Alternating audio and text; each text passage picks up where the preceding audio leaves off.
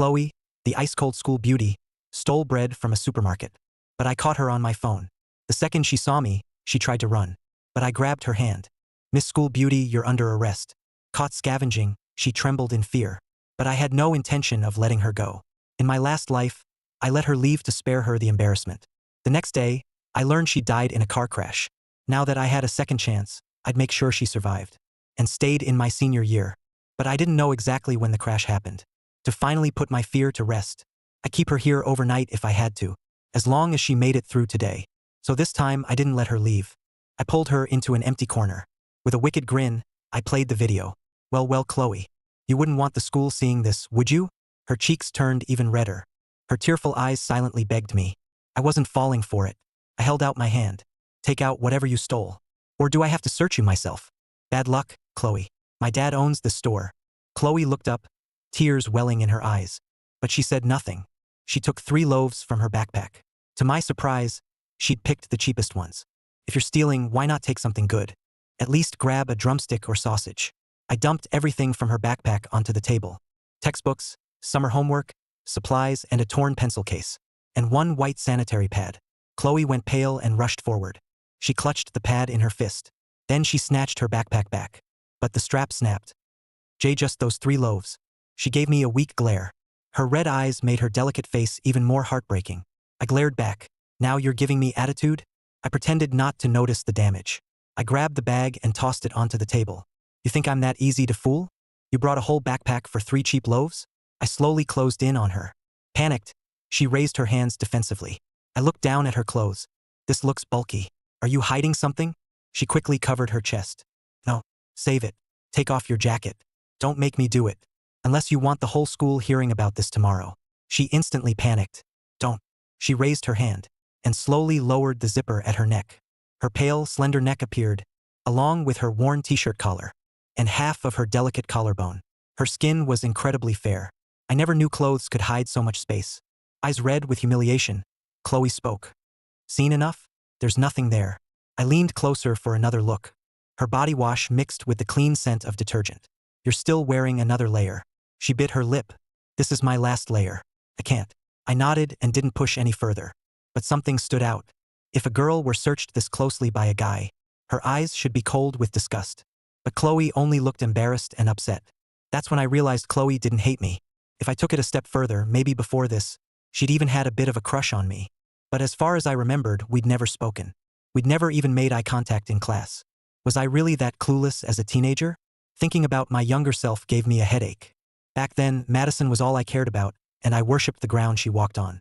One mixed signal from her could keep me up all night. Looking back, I was an idiot. I stepped back and looked down. Nothing hidden in your shorts, right? She obediently turned out both pockets. I ignored them and glanced at the wall clock. Only a few minutes had passed. The car probably hadn't even reached the intersection yet. So I kept giving her a hard time. Empty pockets prove nothing. Let me check. I crouched down and reached toward her shorts. Chloe truly panicked, breathing hard. I'd expected that reaction. So I told her to jump twice and see if anything fell out. When she didn't move, I said, either I check or you jump twice. Your choice. Chloe chose to obey. She'd stolen, so she felt she couldn't argue. She raised her arms slightly and gathered herself for one small jump. I was about to pretend to check the floor, but my eyes automatically aimed higher. She was too focused on looking down to notice my gaze. Then she jumped again. I quickly said, okay, that's enough. Keep jumping and you'll make me dizzy. I wasn't lying. I only took 3 loaves. I gave them back. Can I go now? I couldn't think of another reason to keep her. As she reached the door, I called out, wait. She turned, clutching her backpack to her chest. Her beautiful eyes watched me warily. I couldn't help asking, are you really hungry? Chloe lowered her head and said nothing. Without another word, I opened a loaf and offered it to her. Eat before you go. The stockroom fell silent. Chloe kept her head down. She didn't reach for it, just stood there clutching her bag. She looked thin enough for a breeze to knock her over. It's already open. I can't sell it. Take it. I firmly shoved the bread into her hand. A few seconds later, Chloe slowly raised it and took a small bite. Then she ate faster and faster. Suddenly, 2 tears fell like loose pearls and hit the floor. She was crying. From being caught to being searched, she hadn't shed a single tear.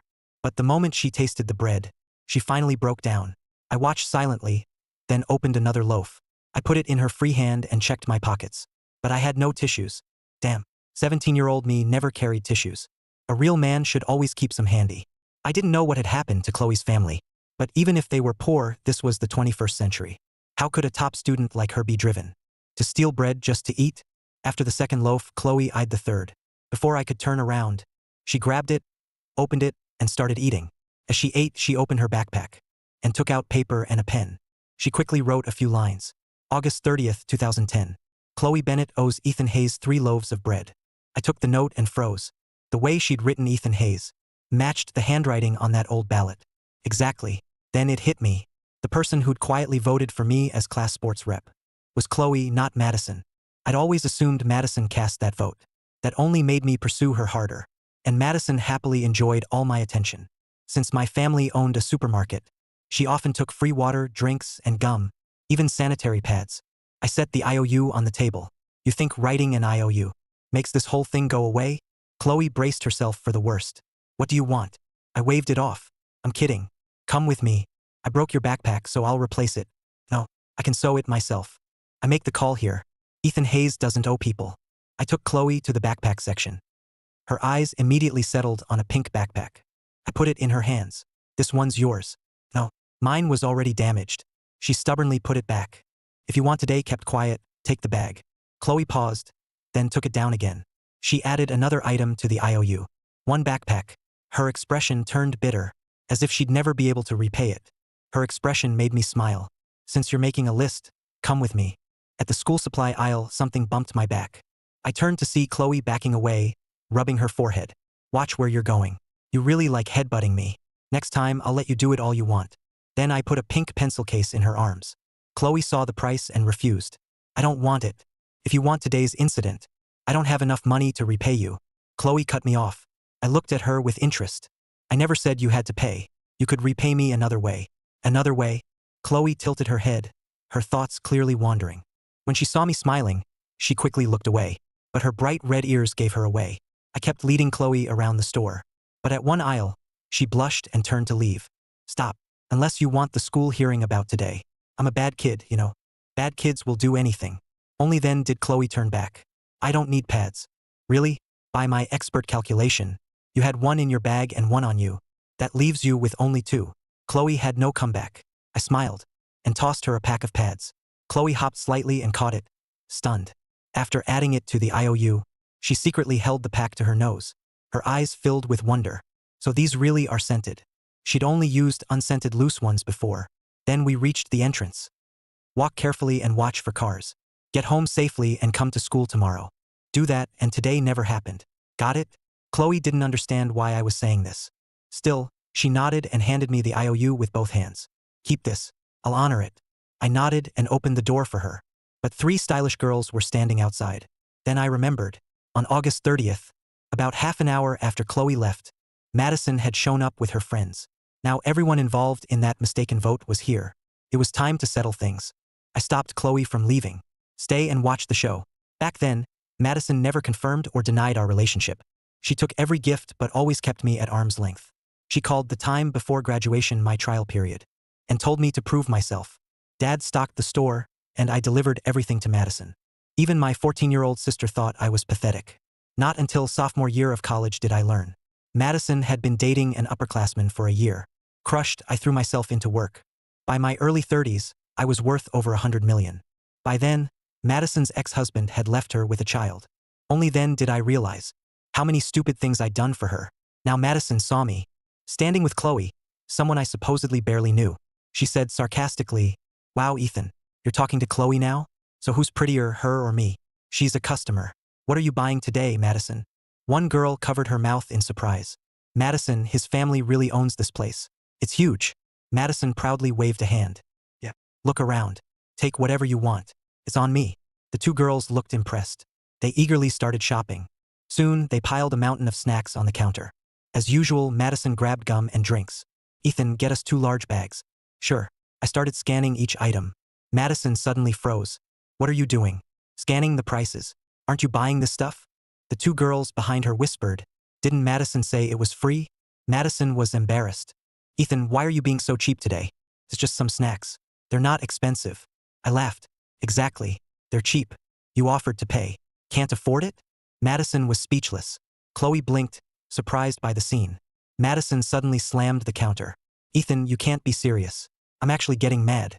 There you go, losing it again. While you do, rob me in broad daylight. Madison froze as a thought struck her. Did you see me with Logan at the mall yesterday? Ethan, don't be petty. I just ran into him. Sorry. I slept all day yesterday. I wasn't at the mall. Then what's wrong with you today? Nothing. Paying for what you buy is normal, isn't it? Right, Chloe? Chloe turned away and ignored me. She'd just stolen something, so she felt unqualified to answer. Madison's friends couldn't take it anymore. Let's forget it, Madison. We don't want them that badly. Yeah, it's not worth getting mad over. But Madison wouldn't quit. She played her trump card. Ethan, Logan asked me out yesterday. I smiled. And you neither accepted nor rejected him, right? You said school comes first and you'd talk after graduation. Exposed so bluntly, Madison lost it. Ethan, what's that supposed to mean? Nothing. Are you buying this or not? If not, put it back. The two girls reached for the items, but Madison stopped them. Ethan, this is how you show you like me? This is how you act around me? I could accept Logan's confession tomorrow. I applauded and sang, "Happy new couple to you." Chloe nearly burst out laughing. But when I looked over, she quickly turned away. Panic flashed in her eyes. Madison pulled her friends toward the door. You were definitely at the mall. You'll regret this, Ethan. I suddenly called after them. Stop. Madison thought I'd changed my mind. But the next second, I slammed the counter. Regret, my ass. Put everything back where you found it. Madison stood there, mouth open and hands trembling. Her eyes reddened too. Her two friends had already heard about my bad reputation at school. They quickly put everything back, then rushed to Madison's side. They led her away. I felt much better after that. Chloe came over, hugging her backpack. If that's all, I'm leaving. I said nothing and picked up a hair clip. I gently clipped back a loose strand of her hair. Chloe froze, then finally came to her senses. She quickly took it off. I don't want it. It's a thank you gift. When I ran for sports rep last year. Thanks for voting for me. Chloe's eyes darted away. A few seconds later, she shoved the clip back into my hand.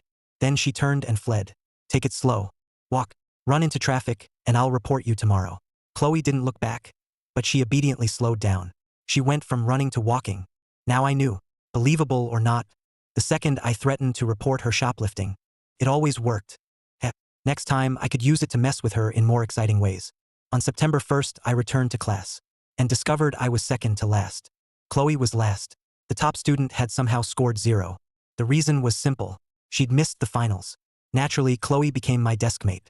Miss Carter laid down the law. I'm warning you. Don't distract her in class. If I catch you, you'll spend the day standing on the field stage. I shamelessly asked, what counts as bothering her? I poked Chloe's arm. Does this count? That ear turned red, and she scooted away. Miss Carter turned red and swung her pointer at me. I easily dodged it and swaggered into the classroom. Chloe followed with her head down. Under everyone's gaze, her other ear turned red too. At our seats by the back window, Chloe focused on her book. Suddenly, I laid my head sideways on her desk, boldly admiring her gorgeous eyes. Chloe tightened her grip on her pen. Flustered, she lowered her head to avoid my gaze. She stared at her toes, both ears bright red. She started getting anxious. Go back to your seat. The more flustered she got, the happier I was. Then Miss Carter slammed the podium. Only then did I look away from Chloe's face, but my eyes kept shamelessly watching her. A minute later, Chloe couldn't take it anymore. What are you looking at? Nothing. Just wondering why your mouth is so tiny. Chloe pressed her lips tight, trying to hide them. She turned away and I finally looked elsewhere. I pulled a bag of warm meat buns from my backpack and handed it over. Eat these at morning break. I don't want them. Say no again, and I swear. She obediently took the buns. Her beautiful eyes gave me an angry glare. That's better. Just do as you're told. Miss Carter slapped the podium again. English is next. Get your books ready. She cast one last wary look toward our corner. She pointed at me with a fierce, silent warning. Before leaving the room, the English teacher, holding her lesson plans and books, had been waiting outside. Miss Carter smiled and nodded, and she walked in, her long legs in black stockings catching everyone's eye. Our English teacher was Grace Monroe, a recent graduate. She wasn't stunning, but she was pretty. She had a great figure, poise, and a warm personality. She was eager to connect with the class. When the bell rang, I took out my English textbook. I stared at the untouched portrait on the first page and wanted to add dark circles and a little mustache, but I forced my right hand down. No, couldn't. I was studying hard in this life. Damn muscle memory. Chloe glanced at me but said nothing. The boys in class could be pretty dramatic. She often saw me walking along, then suddenly jumping like a maniac, and miming a jump shot. Every time, Chloe would stop and stare in confusion. To keep me from noticing, she'd lower her head and walk past me. That's when she realized I was weird. Whenever I saw a trash can, my hand would twitch. Whether it was a paper ball or an empty bottle, I had to pick it up and shoot a perfect arc toward the trash. If I missed, I'd awkwardly run over and retrieve it, then return to the same spot and shoot again. Once, I missed for an entire break. I nearly lost my mind. From inside the classroom, Chloe turned and stared at the boy hustling in the hallway. She watched, captivated, for the entire break. I was about to talk to Chloe, but Grace asked me to read the first paragraph aloud. I stood and read it naturally. The moment the first word left my mouth, Grace's expression changed. She looked up from her book in surprise. The whole class turned around. Chloe stared at me in shock. Her beautiful eyes fixed on me as she thought, his accent is flawless and British. Grace casually leaned against a nearby desk, one leg slightly bent. Dylan's eyes instantly lit up in the corner. What did you do all summer?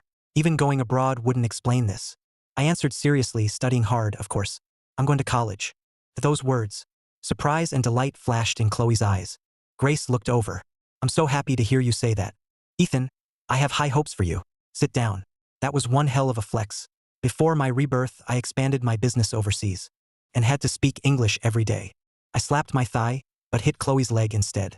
Chloe jerked her leg back and raised her fist. I slapped Chloe's leg instead.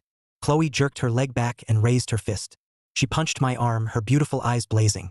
Touch my leg again, and I'm telling Miss Carter. It was an accident. I meant to slap mine. But Chloe's punch didn't hurt. It actually felt kind of nice, so I patted her arm again. I'll coach your spoken English. You tutor me in everything else. Deal? Chloe didn't answer. After a while, she passed me a note agreeing to the deal. At break, I reminded Chloe to eat. Chloe took out the buns and offered them back with both hands. I'm not hungry. I skipped breakfast. I told you. Eat. Don't make me mad. Only then did she open the bag and take small bites. Her eyes lit up when she tasted the meat. Her next bite was much bigger, and she quickly finished one. Worried she might look messy, Chloe looked up at me shyly, her ears red. I watched her with satisfaction. If this wasn't raising a daughter, what was? After her second bun, 2 were still left. I'm full. I'll save the rest for lunch. Just eat. No back talk. Chloe stared at me resentfully. For a moment, she seemed ready to rebel against my tyranny. I leaned close, still glaring at me. Keep it up and I swear. She quickly opened the bag and obediently started on the third bun. But she ate much slower, as if she couldn't bear to finish it. Watching her, I thought, as if she couldn't bear to finish it. Watching her, I thought, I had to be firm with her. That shoplifting secret. I could hold it over her forever. Just then, Madison walked over. Chloe coolly turned away and focused on her bun, though she listened closely. I glanced at Madison. What? Come outside.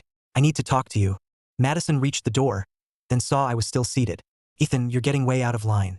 I grew impatient. What did I do? Say it here. I don't feel like moving. Madison came back. With so many people around, she lowered her voice. That's enough. I only said I'd accept Logan to scare you. It was just a joke. Madison cautiously glanced toward Logan and whispered, I don't like him. So you like me? Madison blushed. I told you. We're too young to date. After graduation, Chloe suddenly warned us the teacher's coming. Madison stomped in frustration and returned to her seat. At noon, Madison asked me to eat with her. I flatly refused, so she left alone. I looked at Chloe. She always went to the cafeteria so late. What did she eat? Or did she skip lunch? She was still studying. I put my head down and waited 5 minutes. Soon, my steady snores echoed through the room. Chloe looked over and saw drool running from my mouth. She quickly pulled out a tissue, folded it, and carefully brought it to the corner of my mouth. She had a secret no one knew. She'd known Ethan since middle school. Her mind held countless memories of him, but she knew he'd forgotten them all. Maybe he'd never cared, but that was okay. She remembered. At that thought, Chloe raised a pale fingertip and gently touched my cheek. When my snoring stopped, she yanked her hand back and sat up straight, her heart racing. When I started snoring again, Chloe finally relaxed. After sitting quietly, she rose and left with her backpack.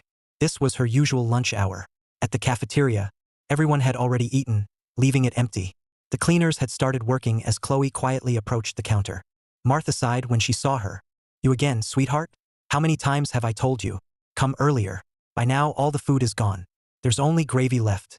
Chloe gave a shy smile. It's okay. Plain rice is fine. She's first in the grade, you know. She's late because she's studying. Donna recognized Chloe and chimed in. Martha brightened and stared at Chloe admiringly. Look at you. Pretty as an angel and so smart. If my son were half as good as you, here have extra rice. And some meat gravy. Just 50 cents for the rice. If my son were half as good as you, here have extra rice. And some meat gravy. Just 50 cents for the rice. After paying, Chloe saw only $5.20 left on her meal card. Even 50 cents a meal was a luxury for her. But she'd tried studying on an empty stomach. It didn't work. Chloe carried her rice to a corner table. She ate slowly, not wasting a single grain. Meanwhile, I jolted awake and found Chloe gone. The clock showed I'd slept for half an hour. There was no way the cafeteria had food left now. At the cafeteria, I asked Martha, was there a pretty girl here just before me? For lunch? Yeah. That girl always studies late. By the time she comes, plain rice is all that's left. Once I had my rice, I sat down. It looked like Chloe ate only rice for lunch. Of course, studying was just a cover. It was the excuse she gave herself. For only eating whatever rice was left. Kids our age had pride. Chloe was no different. I understood that. What I didn't understand was where she went after lunch. In first period that afternoon, Ms. Carter and Logan came in together. Fall sports day was coming up on September 20th. So they asked what we wanted for our class uniforms. To their surprise, every boy shouted in unison, "Prep school uniforms." The girls fell silent, their cheeks turning pink. Only a few, including Madison, looked excited. Girls our age rarely wore short skirts, at home or at school. Everyone was pretty conservative. I looked beside me and found Chloe calmly reading her textbook. I looked away without a word, watching Ms. Carter and the restless class. Of course, I wanted to see Chloe in a cute prep school uniform. I wanted her to enjoy being young like every other girl, especially with looks like hers. I'd never even seen her with her long hair down. God had given her beauty, but denied her the chance to show it. I could pay for her and I'd gladly do it. I had enough to buy her dozens. All my gift money was still sitting in the bank. But I also knew that to help a poor girl with a lot of pride, giving her cash or clothes was the worst approach. Ms. Carter agreed on the prep school uniforms. Everyone had 1 week to give Logan $50 and their size. At the price, Chloe looked up in surprise. Then she quietly lowered her head and returned to her book. In PE that afternoon, I turned to Chloe. So it's settled. You're tutoring me at my house Saturday. Chloe instantly tensed up. I'll tutor you, but I never agreed to go to your house. Then I'll give you some quiet options. You choose. 1. My bedroom. 2. The market stock room. 3. A private karaoke room. 4. A hotel room with a king bed. Seeing my wicked grin, she finally understood. I was forcing her to pick my bedroom. Chloe blushed. Your house is fine, but someone else has to be home. They will. They will. Chloe said nothing. After packing up, she hugged her pink backpack and gave me a doubtful little nod. It was adorable. I grinned. Felt like I'd successfully lured her in. Hey, I wasn't luring her. I saved her life. Her life belonged to me now. I treated her like my own daughter. Everyone else had already left. So Chloe and I hurried downstairs to line up. I waited so we could walk side by side, but Chloe deliberately lagged behind with her backpack. She seemed to be keeping her distance. I ignored it, slung my blue backpack over one shoulder, and put my hands in my pockets. As I headed down to the field, at 6 feet tall, I sauntered along. Only then did Chloe speed up. From behind, the boy and girl looked striking with matching blue and pink backpacks. But only the more sensitive girl seemed to notice. After warm-up laps, all of homeroom 28 lined up. We faced Marcus Reed, our tall, lean, tan PE teacher. Rumor had it he could do 21 arm pull-ups. He was an absolute beast. And Grace Monroe's dream guy. Starting next class, anyone signed up for sports day will train for their event. Today's class is free time. Homeroom 28 erupted in cheers and scattered in every direction. But for some, the words free time were a nightmare. They could only wander the field or sit on the steps. Chloe was one of them, but she didn't mind. While I followed some guys to the basketball court, Chloe headed to the steps where we left our bags. She took great care of that backpack. She even placed her Literature 3 textbook under it. To keep the bottom clean, Chloe sat down on the steps and carefully placed the bag in her lap. Then she raised her literature book. But once she opened it, her eyes, which should have been on the page, drifted to the basketball court. She always did this. Every free period, the time she meant to spend studying, was wasted watching the court.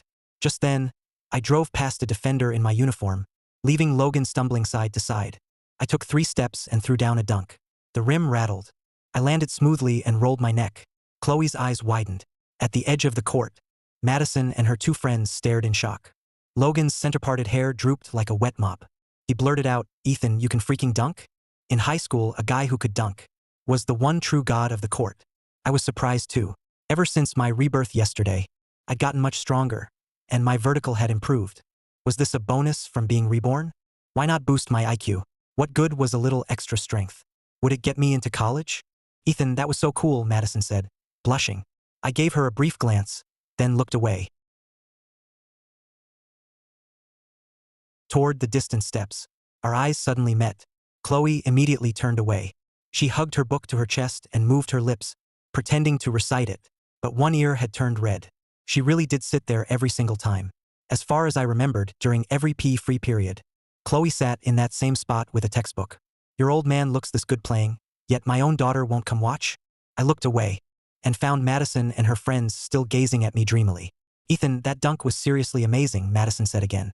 Her tone made it sound like praise from her was incredibly rare. I just said, "Oh," and ignored her. Hearing Madison praise me, Logan glared at me, clearly unhappy. He tossed his parted hair. "No one beats me at basketball. Ethan, let's go one-on-one." Before I could answer, someone said, "Logan, you're just letting him show off. The real way to crush him is to act like his dunk never happened." I flipped him off. "Damn, that's cold." Logan took the ball first. I glanced behind him, went pale and tossed him the ball. Logan caught it and eagerly drove for a layup. I didn't stop him. I sprinted toward the steps. A crowd had gathered there. I pushed through and found Chloe sitting on the ground, clutching her right ankle in pain. Marcus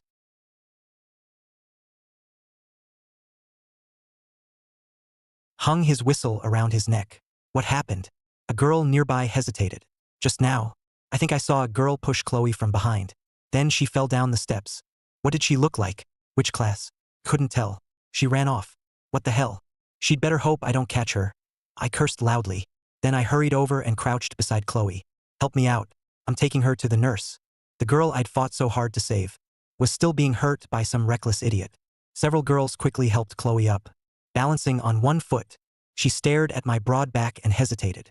When she didn't move, I looked back impatiently. "What are you waiting for? Get on." Chloe bit her lip and opened her arms. She gently leaned onto my back. My angry expression instantly softened. Seeing me frozen there, Marcus frowned. "What's wrong? If you can't carry her, I will." At that, Chloe wrapped both arms around my neck. Both ears were bright red, and she looked deeply embarrassed. I quickly answered with innocent eyes. No, my leg fell asleep. It's fine now." I stood and supported Chloe's legs. I carried her over to the steps and leaned down so she could grab her backpack. Then I moved over so she could grab mine too. "Just hang my bag around my neck. It's heavy. It'll hurt your neck." Chloe's voice sounded right beside my ear. Seeing her hold a bag in each hand, I worried her arms would get tired. So I hurried to the nurse's office. What I couldn't see was the smile, warming her face like spring sunshine. "Did you see who pushed you?" "No." "Do you suspect anyone?" "No." "You're afraid I'll teach them a lesson, aren't you?" At the nurse's office, I carried Chloe around, but couldn't find the nurse.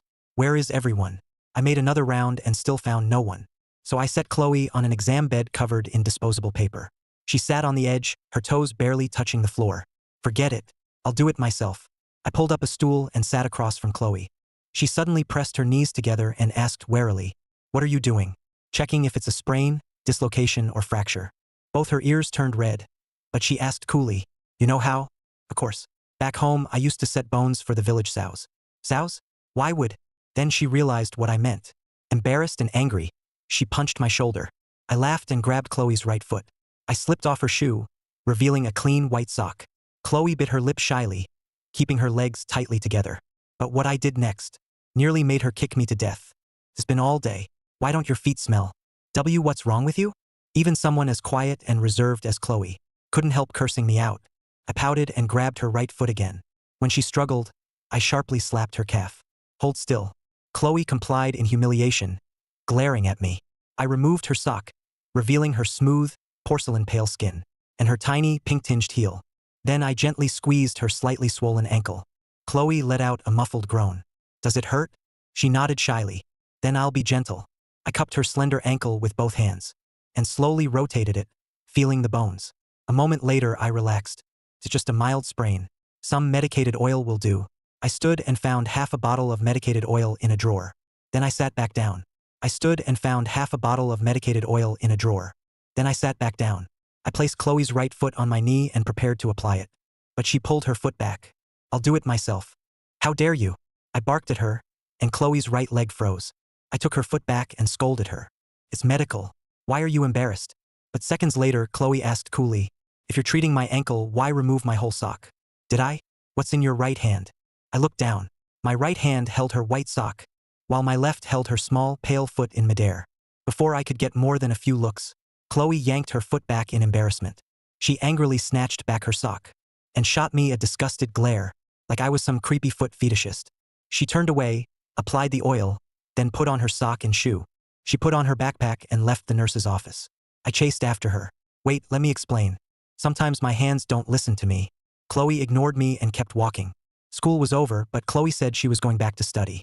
I let her head toward the classroom building, while I went to get my bike.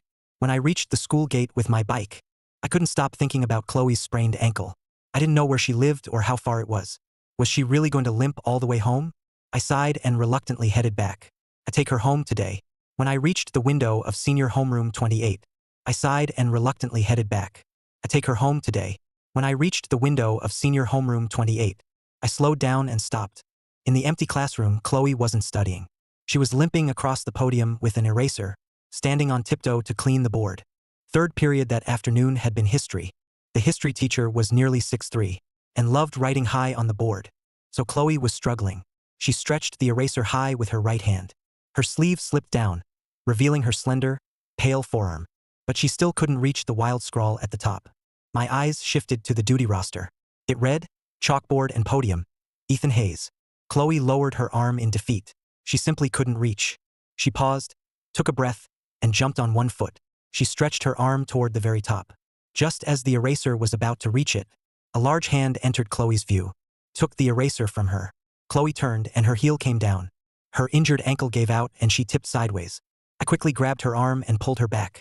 Our eyes met, but Chloe backed away like she'd been caught doing something wrong. She asked nervously, "Didn't you go home?" I stared at her without answering. I tossed the eraser in my hand a few times, then raised it. Yep, I reached the top easily. Without answering, I tossed the eraser in my hand, then raised it. Yep, I reached the top easily. After cleaning the board, I tossed the eraser onto the podium. No wonder I never cleaned the board. Yet the teachers never came after me the next day. Tell me, have you always been doing my duty? No. Her eyes darted around guiltily. She gave me one quick glance. If that's all, I'm going back to studying. She turned to leave, but I quickly grabbed her arm. No more studying today. Your ankles hurt. I'll take you home.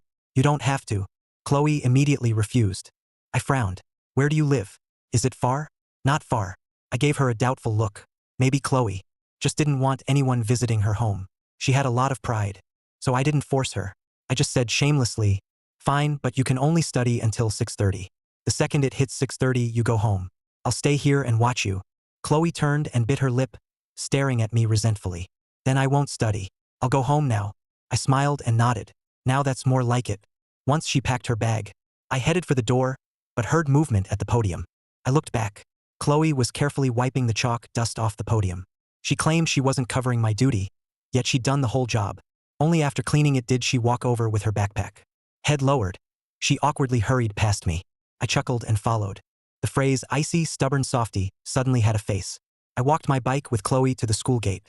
We were about to part ways. I patted the back seat. "Let me take you home. It's no trouble." Chloe gripped her sleeve and looked conflicted. "No thanks. If my dad saw a strange boy near me, what would he do?" Chloe lowered her head and whispered, "He'd chase him with a stick." "Your dad's that intense?" Embarrassment flashed across Chloe's face. She gripped her sleeve, nodded, and walked the other way. "Hey, where are your manners? No goodbye?" A rare smile appeared on Chloe's cool face. She softly said, "Bye." I stood there with a warm, fatherly smile. Her steps were unsteady, but she looked fine. Reassured, I got on my bike and headed home. Hearing me leave, Chloe turned around. She stood there watching me right away. Only after I vanished into the crowd did she turn back. Facing the orange sunset, she tucked her hair behind her ear. Her delicate face glowed gold in the sunset, wearing a faint smile. The blue and pink backpacks slowly separated outside Ridgeway High. Across the street, vendors called out about wraps and fried rice cakes. Their voices drifted through the air. as if singing of a perfectly peaceful life. I'm going to study hard and turn my life around. I'm getting into an Ivy League school. I, Ethan Hayes, will be Fairview's top scorer. Back home, I stood in the living room with one foot on a stool, pointing at the ceiling as I faced Dad and Mom, shouting my grand declaration. Mom clapped adorably, but Frank scoffed from the table. He spat a sunflower seed shell onto the floor. I suddenly thought Dad looked a little like Will Ferrell when he was younger, especially when he mocked me just now. Frank looked at Natalie and said mockingly, "See, kids at the bottom always dream the biggest. Guess my dream of crushing Bill Gates and becoming the world's richest man isn't far off either." Natalie smacked Frank's shoulder. "Who talks about his own son like that? Try encouraging him." Frank scoffed again and casually cracked another seed. "Sorry, but I was second to last on last semester's finals." I moved up. The seeds fell from Frank's hand as he stared at me in shock. "Seriously, son?" His reaction made sense because I've been dead last for 2 straight years. Of course, someone missed the exam, so I moved up. Frank's smile froze. He tossed his seeds onto the plate. Listening to this kid just cost me several seconds of my life. Back in my day, I could score 37 out of 100. You barely get 20 out of 150. Each generation gets worse. I fell silent. I may have found why I was so bad at school. Frank waved me off. "Forget it. I'm wasting my breath. I'm heading to the market." Natalie looked confused. "Isn't Carol there?" Her grandson was born, so she quit. "We're short-staffed now." That gave me an idea, and I quickly spoke up. "Dad, I know someone who can replace Carol." "Who?" "My classmate." "A student?" "Hell no." I quickly grabbed the old man and pleaded, "She can work after school. Just pay her less." Frank thought it over. "That's true. If it hurts her grades, that's one less rival on the college entrance exam." His logic was bizarre, but I forced a smile and gave him a thumbs up. "You really see the big picture, Dad." Frank raised his head proudly. "Of course." Natalie shook her head. These two were hopeless. Frank patted my shoulder. "All right, bring her in for an interview tomorrow." After Dad left, I looked around the living room. "Where's Lily?" Natalie glanced at her daughter's door. "Your dad and I just gave her a lecture." "Why?" Natalie lowered her voice. "Your sister's gotten too close to a mentally disabled man. Outside Eastbrook Middle School. Teacher told us. Your dad and I are worried she'll get hurt." Just then, Lily's door flew open. The little girl popped out and yelled, "Mr. Overalls isn't a bad person." She stood there in cute pink bear pajamas, pouting angrily before slamming the door shut. After Mom explained, I finally understood. Outside Lily's school, Eastbrook Middle, a childlike middle-aged man was always wandering around. The students called him an idiot. But when Lily called him Mr. Overalls, the memory suddenly came back. I'd gone to Eastbrook too. That man had already been hanging around the gate.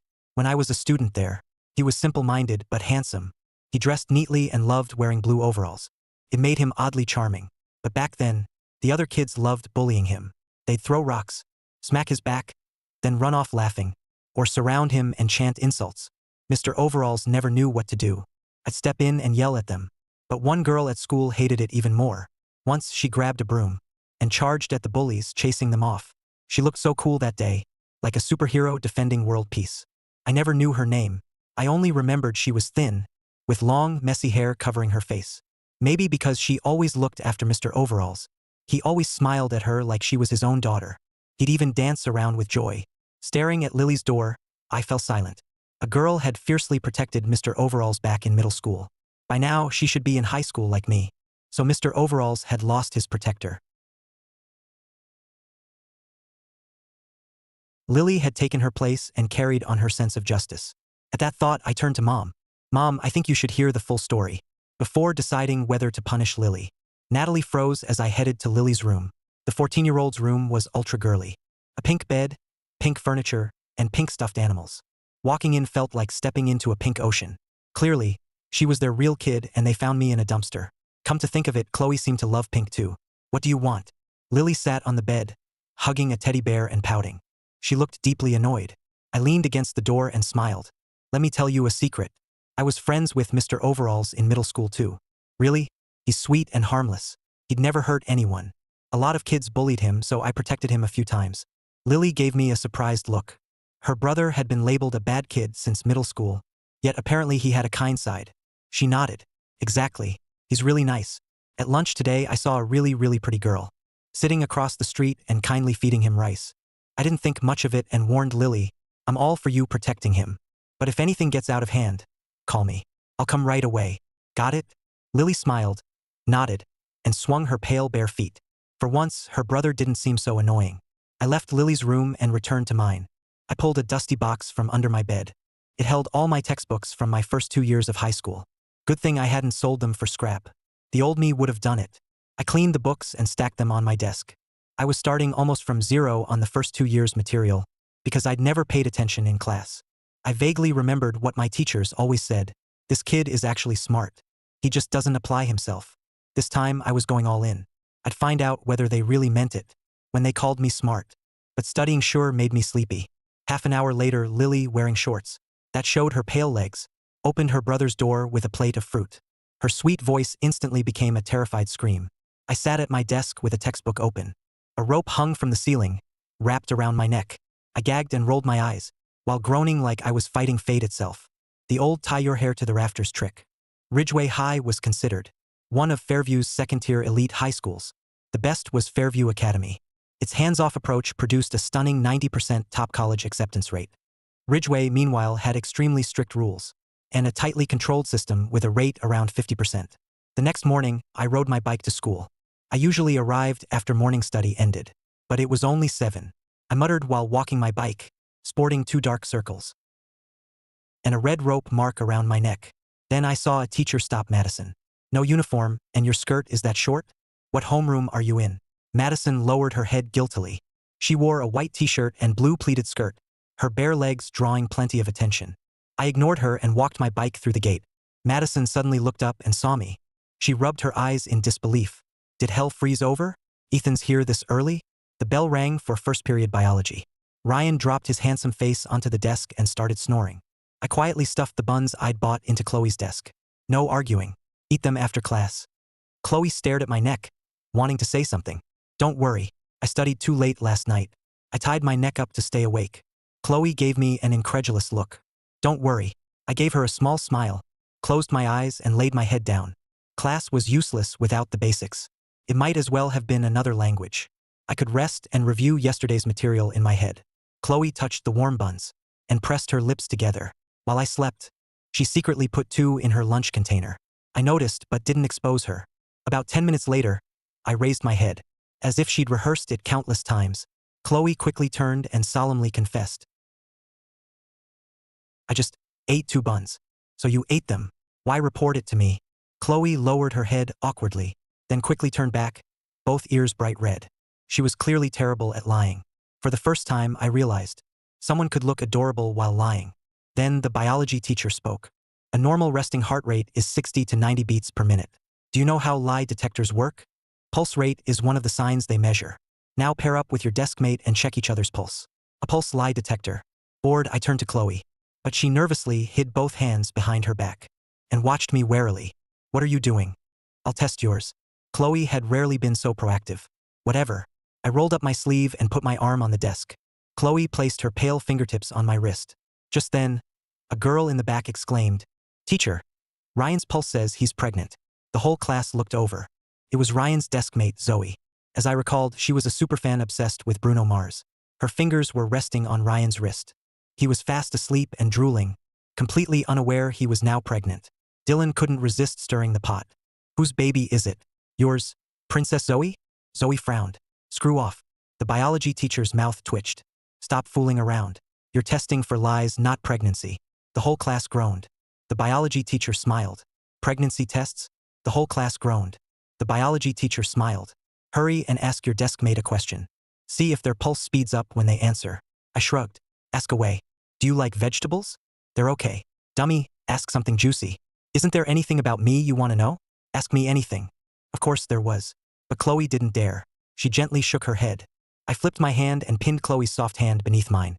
Then I boldly pushed up her sleeve, revealing her slender, pale wrist. Just as my fingers neared the visible vein, Chloe nervously pulled her hand away. I stared at her. Are you nervous about hiding those buns? Or something else? Why can't I check your pulse? Because I said no. Then I'll listen to your heartbeat. I slowly leaned my ear toward her chest. She nervously backed away, until her back hit the wall. She had nowhere left to go. I grinned and shamelessly leaned closer. But I knew the limit and didn't actually touch her. Here comes my question. She stayed silent. I grinned wickedly. Do you have a secret crush? Both Chloe's ears instantly turned red. Her eyes widened, and she awkwardly looked away. She quickly answered, "That's stupid. Of course not." I chuckled and listened carefully, then frowned.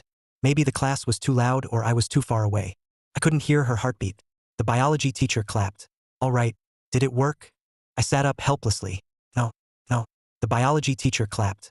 "All right, did it work?" I sat up helplessly. No. Judging by Chloe's embarrassment, she probably did have one. Then again, that question alone could embarrass any teenager. Morning classes ended, and lunch arrived. Madison sashayed toward the back in her pleated miniskirt. "Ethan, you'll eat with me today, right?" "No, I'm studying. For real this time."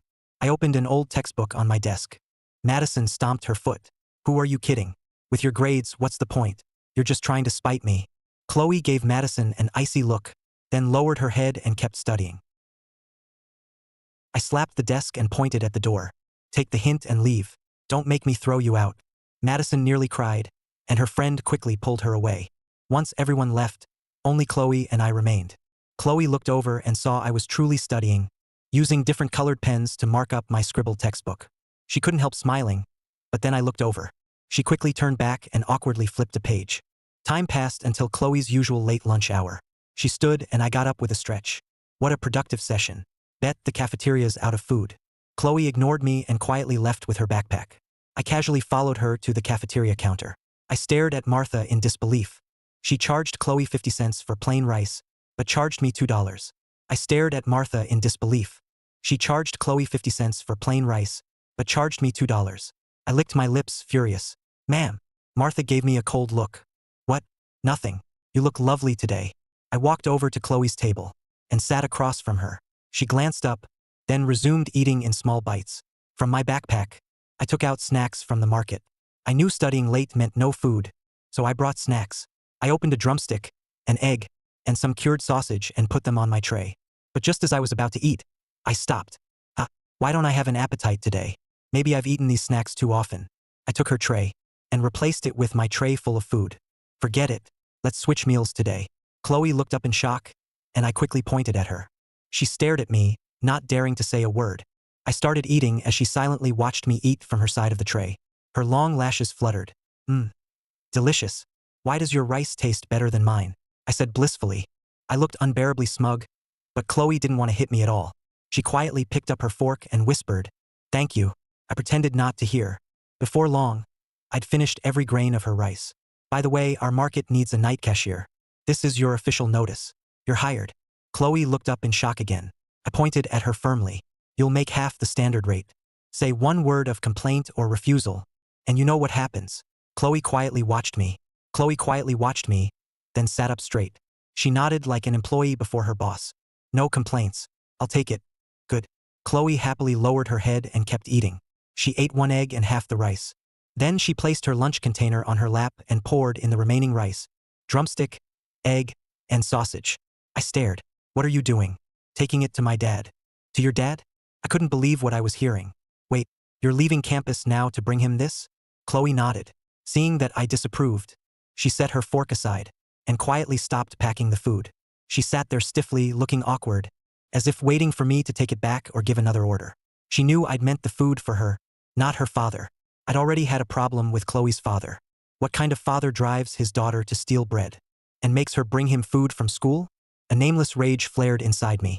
If not for Chloe's pride, I'd have gone to her house and confronted her father. A daughter that beautiful and smart. If she were mine, I'd spoil her rotten. I took a deep breath, frustrated. Then I slammed the table. Damn it! Both trays jumped and so did Chloe.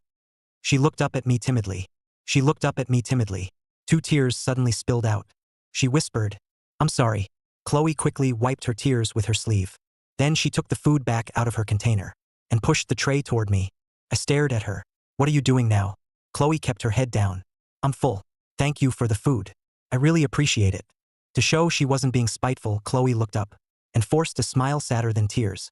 She nearly drove me crazy. I pushed the tray back. "Wait, I never said you couldn't take it to your dad. Just eat the drumstick. Give him the rest." "I'm stuffed. I really can't." I nearly had to revive myself. I was furious. My brain wasn't getting enough blood. Forget it. Couldn't win. She was a devoted daughter. That was a good thing. Her father was the problem. I calmed myself down. Fine. Give it to him. Go ahead and pack it. Chloe looked up to check my expression. I forced my mouth into a friendly smile, to show I didn't mind. Only then did she put the food back in her container. She bagged it, put it in her backpack, then rose and bowed. Thank you. Don't call me a good guy. Don't call me a good guy. I chanted inwardly with a blank face. Chloe didn't. Watching her leave the cafeteria, I sighed deeply. After leaving Ridgeway High, Chloe turned left and quickened her pace. She hadn't lied to me yesterday. Chloe turned left and quickened her pace. She hadn't lied to me yesterday. She lived close by, near Eastbrook Middle School. But Chloe didn't go home. She headed to the gates of Eastbrook Middle. She'd gone there too. Across the street, Chloe spotted a middle-aged man in blue overalls, sitting by the landscaping across from the school. He sat perfectly straight, like an attentive child, staring at the gate, afraid he'd miss someone coming out. A smile appeared on Chloe's usually cool face. She hurried over with her backpack. While he wasn't looking, she crept closer, like the mischievous little girl she'd once been. Step by step, she quietly approached him. Then she quickly tapped his shoulder. The man spun around. His handsome face looked around. Seeing no one, he turned back. Then a sweet, smiling face bloomed before him like a flower. Dad, Chloe said with a smile. Chloe. The man looked at his daughter and happily called her name. But then, like a child who'd done something wrong, he quickly stood up. Head down, he kept apologizing. Sorry. I missed Chloe getting out. I missed Chloe getting out. He muttered in a childlike voice. Like a 5-year-old, he nervously twisted his fingers. He looked deeply upset. Chloe helped him sit and comforted him. Chloe ran too fast. That's why Daddy didn't see her. Chloe helped him sit and comforted him. Chloe ran too fast. That's why Daddy didn't see her. Chloe runs fast. Very fast. Daddy can't catch her. The handsome man repeated her words like a child learning to talk. Chloe gazed at him tenderly. Then she took out the food container and clean utensils. Time to eat. Time to eat. The man braced his hands on the step and swung his legs like a child. Chloe first took out a tissue and her water bottle. She poured water onto the tissue and wiped the dirt from his face, gently scolding him. How did your face get dirty again? Sorry? Chloe. The man sounded hurt. It's okay. Chloe isn't mad. She opened the container, wrapped the drumstick's bone in a tissue, and offered it to him. Drumstick. Drumstick. He cried excitedly but didn't take it. He looked anxiously at Chloe and urged her. Chloe, eat. Hurry. The bad people are coming. I already ate. I had to. Dad, hurry and eat. The bad people are coming. Chloe played along. Then she held a bite of rice to his mouth. He opened wide and gobbled it down. Then he took a big bite of the drumstick and savored it. His legs swung excitedly. Is it good? Good. Good. Did Chloe eat? He'd already forgotten. Chloe patiently repeated herself, her voice sweet as a lullaby. I did. I had to. The drumstick was delicious. Just then, at the gates of Eastbrook Middle, a short-haired girl skipped out holding a freshly bought pineapple bun. She was about to cross when she saw the pretty girl again, feeding Mr. Overalls. Lily watched for a moment and smiled. Then she skipped back into school with her bun. Fine. That girl had beaten her to feeding Mr. Overalls again. After one, Chloe returned to class with her backpack. She found me already studying at my desk. For once, she smiled and greeted me first. Good afternoon. I whipped around and stared like I'd seen a ghost. Chloe grew uncomfortable under my stare. What? Did the sun rise in the west? The icy girl with no manners actually greeted me first. Embarrassed, Chloe silently put down her bag and took out her book. I casually asked, So, did your dad enjoy it? Chloe answered happily, He did. I looked at the faint smile on her lips. So that's why you're so happy? Chloe stared blankly, then nodded. I scoffed, at a loss for words. But how could I fault her for being a good daughter? I reminded her, Come to the market with me after evening study. My dad's waiting to interview you. Chloe turned to me in shock. I raised an eyebrow. Relax. My dad may be a few screws loose, but he's easygoing. He won't give you a hard time. Only then did Chloe relax. It was her first interview, and she had no idea what to expect. Why would you say that about your dad? Chloe asked softly. What? That he's missing a screw? I gave her a strange look. I'll say it about him and your dad. Your dad's missing 10 screws. The moment I said it, a small but powerful fist slammed into my chest. Unlike her earlier harmless punches, this one really hurt. I looked at Chloe in surprise. She glared at me with red-rimmed eyes. Tears gathered at the corners. But she soon looked away, conflicted. She knew I didn't understand. I'm sorry. Chloe apologized, and an awkward silence followed. I rubbed my chest and took a deep breath. Okay. I'm sorry too. I know you love him. I shouldn't have said that. Chloe turned away, hiding her falling tears. Her nose stung, and hurt overwhelmed her. As if my words had opened the floodgates. Years of pain poured out at once. The shadows of her past had suffocated her. But Chloe never gave up. She believed she was strong. Yet, when the boy beside her offered comfort, she realized she'd only been pretending. In that instant, her brave facade collapsed. Hidden behind her hair, her tears poured out. I couldn't help saying, I really don't know your family's situation. If there's a special reason your dad. Chloe immediately cut me off. My dad is perfectly normal. Okay. I nodded. Perfectly normal. Okay. I nodded and wisely shut up. She clearly didn't want to discuss it. But if Chloe defended her father this fiercely, maybe he wasn't a jerk. Maybe there was another reason. Chloe stayed quiet through all 4 afternoon classes. I wanted to talk to her, but her cold expression stopped me. But during evening study, something happened that shocked the whole school. The teacher supervising homeroom 28 tonight was Grace Monroe. Dylan wasn't doing his homework. He wore a wicked grin as he admired Grace. Then everything suddenly went dark. The entire classroom plunged into darkness.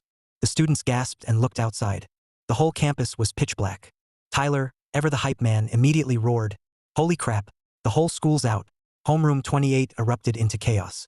Every class clown came alive. Grace was young and couldn't control the situation. She could only keep pounding the podium. "Quiet. Everyone, sit down." Then someone shrieked, "Ah, who touched my leg? Pervert. Stop it." Grace's face darkened. The voice belonged to a boy. He was clearly stirring trouble. She gave up and sat down. There was no controlling this chaos. The boys and girls cheered, each with secret hopes, wishing for a romantic moment of their own. Like someone suddenly taking their hand. Something romantic happening to them. Like someone suddenly taking their hand. Or kissing their cheek. In a teen romance, the heroine would always fear the dark, letting the hero rush in and protect her. Sure enough, a thud came from the back corner. I dropped to my knees. I never expected this damn fear of the dark trait to be mine. Did I get the heroine's script by mistake? When I was 6, I went outside in the dark to use the bathroom, and fell into a pitch-black dry well. I spent the entire night trapped inside. My screw-loose dad thought his son was sleeping soundly. He slept peacefully beside his wife. So all these years, I'd always slept with the lights on. Now, kneeling there, my chest tightened and panic set in. It felt like tentacles were reaching from all sides. Then a heavenly voice called beside me, "Ethan." The icy girl who'd ignored me all afternoon was now calling my name anxiously. A campus-wide blackout during evening study? This was epic. Even years or decades later, whatever happened in that darkness would leave a lasting mark on everyone's teenage memories. In the hall, Victor's flashlight swept everywhere. His angry shouts kept ringing out. "What are you doing? Who's hiding there? Get back to class. Don't run. What are you two doing in that corner? What homeroom are you in?" Grace heard the yelling outside and sighed. She gave up at the podium, but suddenly, her body went rigid. She sighed and gave up at the podium, but suddenly her body went rigid. A shadow seemed to dart past, and someone touched her calf. Grace immediately jumped up and scurried toward the office. Her heels clacked rapidly. She was done. Someone else could handle this mess. Half kneeling, I slowly raised a hand. I could barely breathe. A powerful stench of feet filled the air. A powerful stench of feet filled the air. The Biohazard brothers had probably taken off their shoes. Darkness, pressure, panic, and stench. Every nightmare hit me at once. My fear of the dark was a condition. I still couldn't escape in my 30s. "Ethan." Chloe called anxiously beside me. My mind cleared for a moment. A familiar fragrance drifted beside me. In the darkness, I could barely make out Chloe crouching at my side. "Are you afraid of the dark?" she asked quickly. I never expected her to seem so experienced and diagnose me instantly. Before I could react, Chloe helped me up. Once I was up, a warm, soft hand slipped into my palm. Then she expertly clasped my hand. "Come with me." Her voice was gentle, almost like she was soothing a baby. She led me by the hand, and I followed obediently. I didn't know why, but even before we left the darkness, having that warm hand guide me made me feel less afraid. If 12 years ago, inside that well, someone had held my hand like this, I knew I wouldn't have been afraid. Chloe led me out of the building and down the stairs, heading straight for the open field. I knew I wouldn't have been afraid. Chloe led me out of the building and down the stairs, heading straight for the open field. A bright full moon hung beautifully in the night sky, scattering silver light across the field. Though everything around us was still dark, the glowing moon made me feel much better. My body went limp as I lay on the grass, drenched in cold sweat. Chloe glanced at me and decided to stay close. She quietly sat beside me, hugging her legs. People with a fear of the dark can't stay somewhere cramped, dark, and poorly ventilated. Seeing something bright helps a lot. She smiled and pointed at the moon. Her sweet smile looked stunning in the moonlight, like an angel in white. She didn't feel like smiling, but I needed comfort. Trying to calm me, Chloe started another conversation. But Ethan, did you know the moon doesn't make its own light? It reflects sunlight. That topic is way too boring and technical. Chloe pressed her lips together and quietly looked away. Silence fell. After all, we'd fought that afternoon. How do you know so much about this? My dad is afraid of the dark too. He needs a nightlight when he sleeps. She spoke softly, her voice subdued. Maybe it was because we'd brought up her dad. Just hours ago, we'd been giving each other the silent treatment. I see. I rested my arms behind my head. I thought of how Chloe had soothed me like a child. Was she used to comforting her dad? Was she used to comforting her dad? Maybe because her dad and I had the same condition. I suddenly felt far less hostile toward him. We'd both suffered the same pain after all. Hey, Miss School Beauty. Still mad at me? Chloe sat there hugging her legs. She looked tiny, curled up like a little ball. She stayed silent. Say something. She glanced at me but still said nothing. Fine. Still mad. Huh? Then I got an idea. Soon, Chloe heard a low groan beside her. She turned and saw me curled up like a shrimp. My whole body was shaking. Ethan, what's wrong? Chloe went pale and rushed over. She grabbed my shoulders and tried to sit me up. Once I was upright, she saw me drenched in sweat. From earlier, actually. My lips quivered as I raised a trembling hand and grabbed Chloe's arm. I'm so scared. Scared? Chloe repeated the word anxiously. She panicked for a moment, then quickly looked up at the moon. With no other option, she quickly pulled me upright. I was a big guy, so she used every ounce of strength she had. Then she scooted back and settled my upper body in her lap. She reached out with both hands and quickly turned my head forward. Ethan, look at the moon. The moon was the last thing on my mind. She was soft and sweet-smelling behind me. Even if Diana Moon herself were up there, I still wouldn't care. Still trembling, I scooted back a little.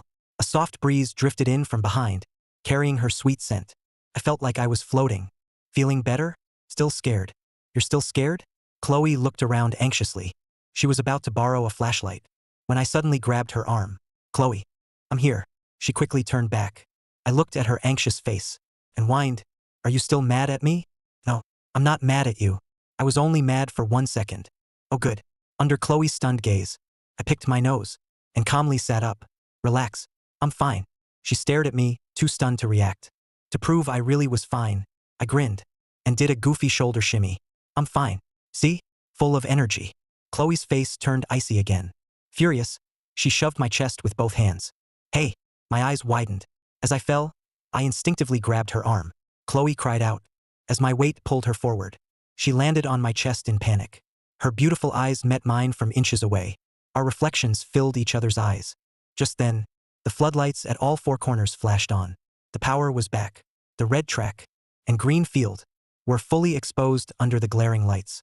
But to our shock, we weren't the only 2 on the field. Hundreds of couples froze in place. We weren't the only 2 on the field. Hundreds of couples froze in place. Some held hands or walked side by side. Others stood face to face. But few were in a pose as wild as ours. Nearby, 6 stern, middle-aged men walked slowly onto the track and shut off their flashlights in unison. They were the deans and assistant deans for all 3 grades. Victor shouted, stay right there. Nobody move. State your name and homeroom, one at a time, like anyone would listen. The entire field erupted. Students scattered under the glaring lights. I quickly wrapped one arm around Chloe's slim waist and pushed myself up with the other. I gently set her down like a doll, then grabbed her arm and ran with the crowd. For a top student like Chloe, getting caught would be a disaster. A call home would be the least of it. We hadn't done anything wrong, but I knew if I tried to explain my fear of the dark to Victor, the old bastard would laugh in my face. They're running. Get them. Victor shrieked, but limped after us at a snail's pace, clutching his butt every few steps. Ow! My hemorrhoids. In the fleeing crowd, Chloe panted hard, unable to tear her eyes from my broad back. She couldn't stop replaying that moment. It had lasted only seconds, but left both her delicate ears burning red. They were still red now. I glanced back. Chloe looked up and met my eyes. I flashed her a bright smile, then turned and kept running. We finally escaped into Senior Homeroom 28's hallway. Then I turned and kept running. We finally escaped into Senior Homeroom 28's hallway. 3 or 4 couples got caught.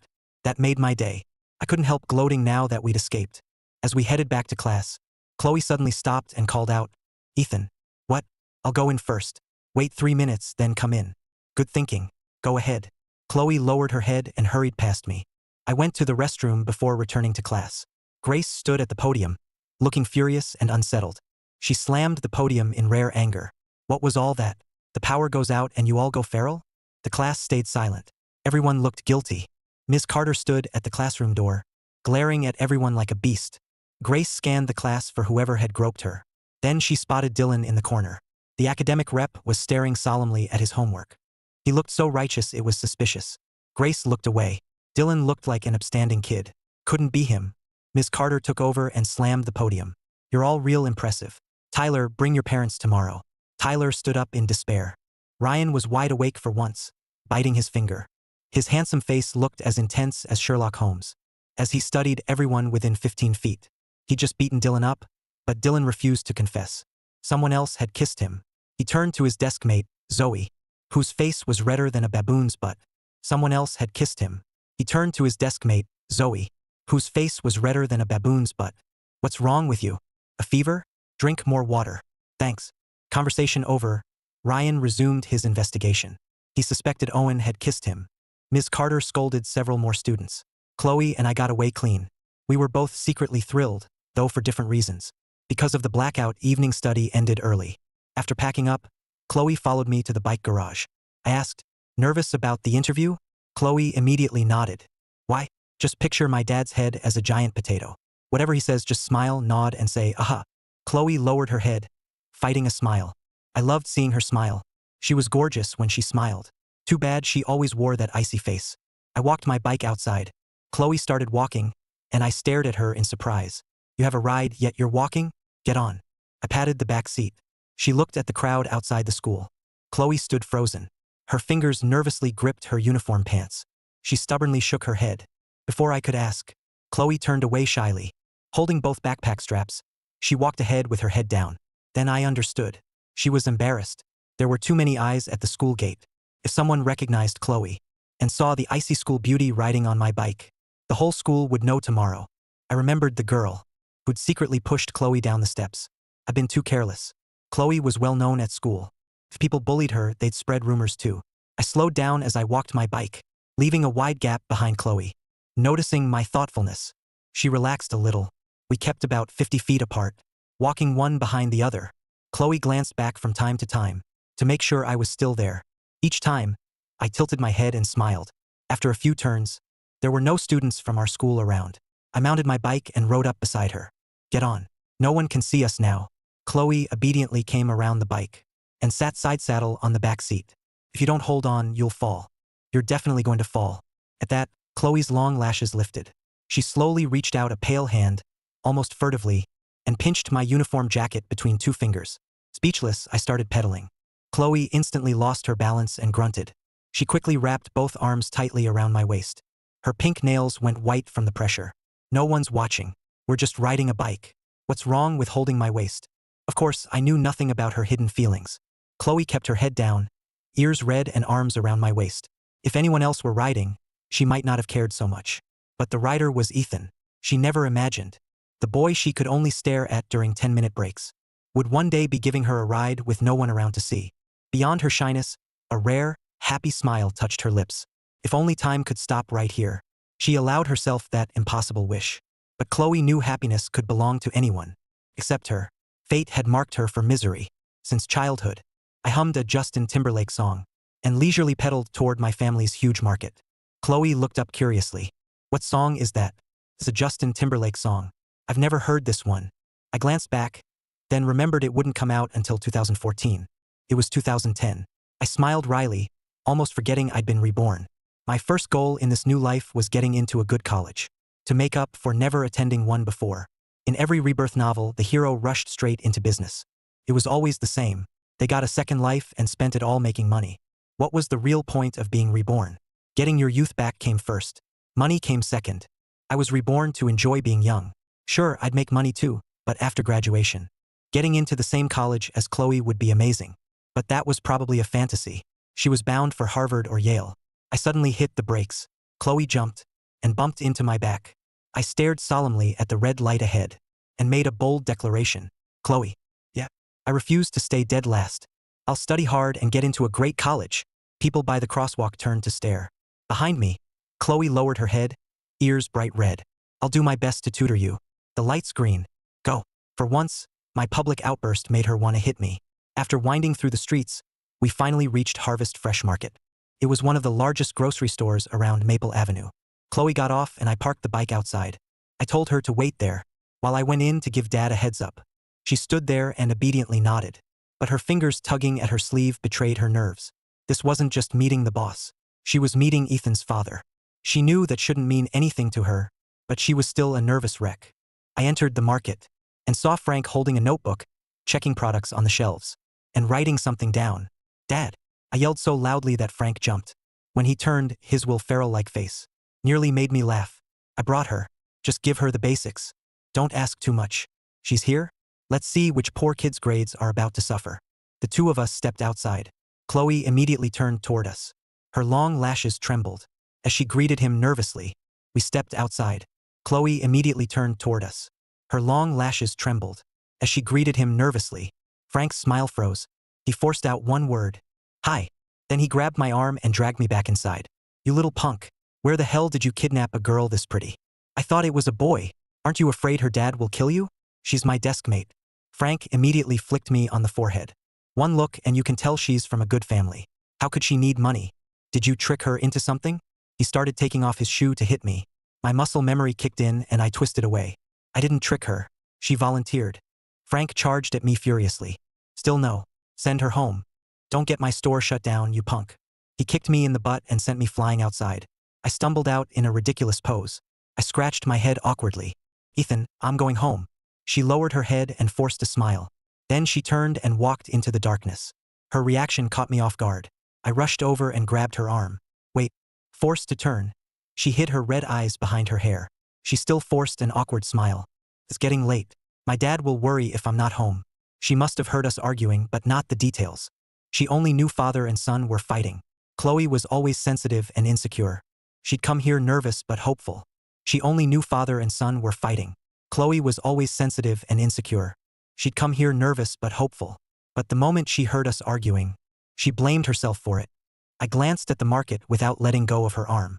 I said seriously, wait a little longer. Just a minute. Leave and you'll be sorry. Don't fight. Fight? I don't solve problems with words. I went back and kicked the door open. Frank turned from the register. Are you trying to kill me? I raised 4 fingers and looked at Dad seriously. Let her work here, and I'll rank in the top 40 on the next monthly exam. Frank's anger faded. He narrowed his eyes and studied me with interest. Then he slammed his notebook down. Top 30. My eyebrows shot up. No. Top 39, max. Top 30. Top 36. Top 30. Top 35. Frank excitedly pointed at me. Deal. You tricked me, you old bastard. Frank glared and reached for his shoe. I made a tactical retreat. Fine. Top 35. Miss it and that girl is gone. I mean it. There were 53 students in class. I had to reach the top 35. That meant climbing at least 500 spots in the grade.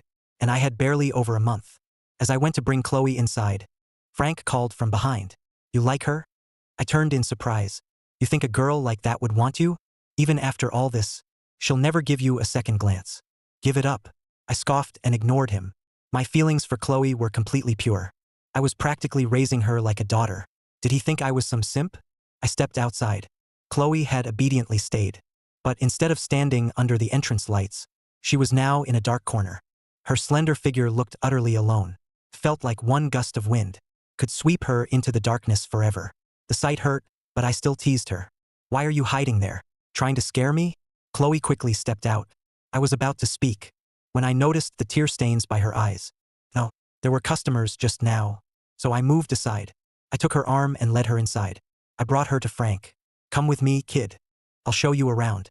Frank spoke, glancing at Chloe's pink backpack. He seemed to realize something, but said nothing. Chloe obediently followed him. She pulled out a notebook and pen, and listened intently. Frank gave her an amused look. You don't need notes. It's nothing complicated. Besides, you'll only be here briefly at night, right? Yes. They walked ahead while I followed. I watched Chloe's back like a proud father, and smiled faintly. Frank explained her duties as they walked. There wasn't much and it was easy, but Chloe still wrote everything down. Just straighten the shelves, ring up customers, and clean when it's quiet at night. Make sure the meat coolers stay on. Then he looked at some trash nearby and glanced at me. Clean that up later. Why didn't you do it yourself? Were you waiting for me? I'm the boss. After the tour, the three of us returned to the register. Frank put on his coat. Teach your classmate how to run the register. I'm heading home. After Frank left, I told Chloe, look around and get familiar with the place. I'll write down some instructions. A few minutes later, I finished. I looked up and saw Frank had returned. Damn it, I forgot my bag. I ignored him, but moments later, I found him frozen, staring down an aisle. I feared something had happened to Chloe. I hurried over. I reached Frank's side. We both froze. Between two shelves, Chloe was kneeling on the floor, using a rag she'd found somewhere to carefully scrub the floor. Her quiet back looked solemn, focused and meticulous. She silently did what she believed was her duty. Frank was visibly moved by the sight. He turned to me and whispered, "Who exactly is she?" I took a deep breath, my feelings mixed. She's a good kid. Frank glanced at me and said quietly, "If you missed the top 35, she's still gone. No exceptions." Then he took his bag and left. "You heartless old man. I'll make the top 35 just to prove you wrong." Even without Chloe, I had to start pushing myself for the college entrance exam. I only had 1 year to use a brain that had rusted for 15 years and fill a 2-year gap in my education. Time was short and the task was huge. But unlike my last life, I didn't resist the idea of studying hard this time. I knew exactly what I wanted from this life. I walked toward the girl scrubbing the floor. "Hey." Chloe looked back. She slowly stood, holding the dirty rag and looking confused. From her calm expression, kneeling to clean hadn't bothered her at all. I walked up and raised my hand, poking her smooth, pale forehead. "Are you stupid? There's a mop, yet you're kneeling here with a rag? There's a mop, yet you're kneeling here with a rag?"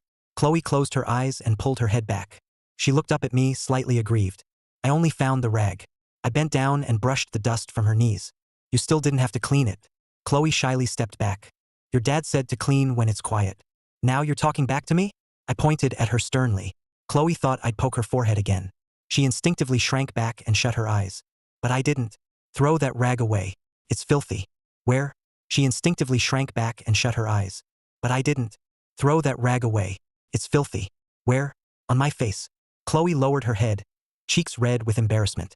She finally dropped the rag gently onto the floor. "Come with me." Passing a small door, I pointed. "That's the supply closet. Go wash your hands. Then meet me at the register." After washing up, Chloe came to the register. She saw me taking bills from the drawer. 5 in total. "Here, hold out your hand." Chloe stared without moving, so I explained, "The market pays everyone in advance at the start of each month. All employees get paid this way." Chloe looked like she saw right through me. Her beautiful eyes stared into mine. I knocked on the counter and snapped, "What's with that look? Is it not enough?" Chloe lowered her head and said, "I don't want an advance. Pay me with everyone else." I slapped the counter and pointed at her. "Defying the boss? I could fire you right now." Chloe looked up. Her calm, beautiful eyes quietly watched me. Her face practically said, "That's all you've got?" I calmly added, "Guess you want my dad to hear what you did that day." Chloe instantly panicked. She immediately took the $500 and held it tightly to her chest. I smiled. "You work fewer hours, so you'll make at least $500 a month. Do well and you might get a raise." She held it tightly to her chest. I smiled. "You work fewer hours, so you'll make at least $500 a month. Do well and you might get a raise." I leaned closer. "Of course, if you find some way to please the boss, a raise could be arranged." Both Chloe's ears instantly turned bright red. She raised her other hand and clutched the money to her chest. She looked nervous and embarrassed. "What are you imagining?" I sat on the counter and rubbed her head. "I meant you should smile more. That's one way to please the boss. And tutor me." Chloe immediately looked up and said earnestly, "I promise I'll tutor you. Obviously, that's already your job. Remember my house this Saturday. So what will you do with your first paycheck?" I pointed at the money against her chest. Chloe realized and quickly offered me $100 with both hands. "I'm paying you back." I took it. "Okay." After putting it away, I noticed her red cheeks and hesitant look. "What?" Chloe whispered so softly I could barely hear. "You owe me $13.50 in change." I froze, then burst out laughing. "Oh right, I almost forgot." I gave her the change and she accepted it with both hands. "Aren't you going to count it?" Chloe quickly shook her head, her pale face red as a tomato. "What about the rest?" For a high school student in 2010, $400 was a fortune. What will you do with the rest? For a high school student in 2010, $400 was a fortune. Chloe answered seriously, 100 for my meal card and 100 for practice tests. She stopped there, apparently unsure about the rest. I reminded her, 50 for the class uniform. Chloe looked up, paused, then shook her head. I'm not buying one. I leaned on the counter and looked at the ceiling. True, it's only for the sports day parade. But Chloe, we're only young once. Years from now, I may regret not studying harder. You may regret not wearing that pretty skirt. At your last high school sports day, I lowered my gaze to the beautiful girl and met her eyes with a smile. Chloe looked away and thought quietly. Her fingers tightened, but she couldn't bear to crease the bills. Watching her struggle, I wasn't frustrated. My heart ached. It was only $50, yet she weighed it like life or death. How about this? Buy it now and after sports day, sell it to me for 80% of the price. Chloe looked at me in confusion. I warned her seriously, don't wash it. I want the original scent. When I got home, Mom and Dad were sitting in the living room, giving me strange looks. Clearly, Frank had told his wife everything. Kid, if you don't make the top 35, I really will keep my word. But Natalie was curious about something else. Frank, is that girl really as pretty as you said? Frank frowned. Why would I lie? She looks like an angel. Let me attend his next parent-teacher conference. I want to see her. Natalie grew excited. Frank turned to me curiously. What does her family do? She doesn't look like an ordinary kid. Why does she need money? I shrugged. I didn't know either. Judging by Chloe's looks and poise, no one would guess. She couldn't even afford a $1 loaf of bread. I was genuinely curious about her family. But it was private. Pushing too hard would only backfire. As I drank some water, Lily's door cracked open. The little girl waved me over. Ethan. Lily pulled me over to sit by her bed. With a suspiciously sweet look, she hugged my arm and rested her head on my shoulder. Can you attend my parent-teacher conference at Eastbrook tomorrow? I pinched her cheeks and lifted her face. What's really going on? Lily said pitifully, I lied to Mom and Dad. I didn't make the top 20 last semester. Mom's going to spank me raw. Fine, but this is the last time. Yes, you're the best. The next day at morning break, I saw Chloe holding $100 and walking toward Logan. After giving him her size, she came back with $50. Madison looked back in surprise. Chloe was joining the sports day parade this time? Would they replace the girl carrying the class sign too? Chloe returned to her seat. Chloe suddenly whispered while I was reading, I'm not selling it. Her ears turned red as she looked away and hid her delicate profile behind her book. I chuckled and kept reading. During second period that afternoon, Chloe noticed I hadn't shown up. I clearly skipped class. I traded my uniform for a hoodie and strolled toward Eastbrook Middle with my hands in my pockets. It had been years. I couldn't help thinking of Mr. Overalls. After crossing the street, sure enough, I saw that familiar figure by the landscaping. He still sat perfectly straight just like before. I bought 2 lollipops and walked over. I sat beside him and casually held one out. Lollipop. Mr. Overalls happily took it. Thank you. When he turned, he froze for a moment. Then he smiled in delight. Little Monk. Little Monk. I grinned. It was the same old nickname. I'd had a buzz cut since middle school, so he'd always called me Little Monk. After over 2 years, he still recognized me. Then an old voice came from behind. He's waiting for his daughter to get out of school. He keeps forgetting she's in high school now. I turned and saw an elderly sanitation worker. Sir, you know him? Walter sat down beside us. Of course. His family has been through hell. He may seem childlike now, but back in the 90s, he was a successful businessman. I looked at the handsome man in surprise. He was a successful businessman. I looked at the handsome man in surprise. Walter continued. Then someone set him up. His company went under and he sold his house and car. He had a son and a daughter. The family was poor, but they got by. Then his wife was diagnosed with leukemia. They couldn't afford treatment. She lasted a year. I fell silent. After she died, he kept raising their 2 children. A few years later, fate struck again. His son was hit by a car days before his entrance exam. The boy thought he was fine. He took $500 from the driver and limped home. He died that very night. $500 for a life. I could barely breathe. After so many blows, his mind finally broke. Walter sighed. His whole life has been nothing but pain. Doesn't he still have a daughter? Walter shook his head with a bitter smile. She's the most tragic one. She was only 3 when the family went bankrupt. She's never known a good life. Then her brother died, and her father lost his mind. She was just a little girl, going to school while caring for her dad. And she took such good care of him.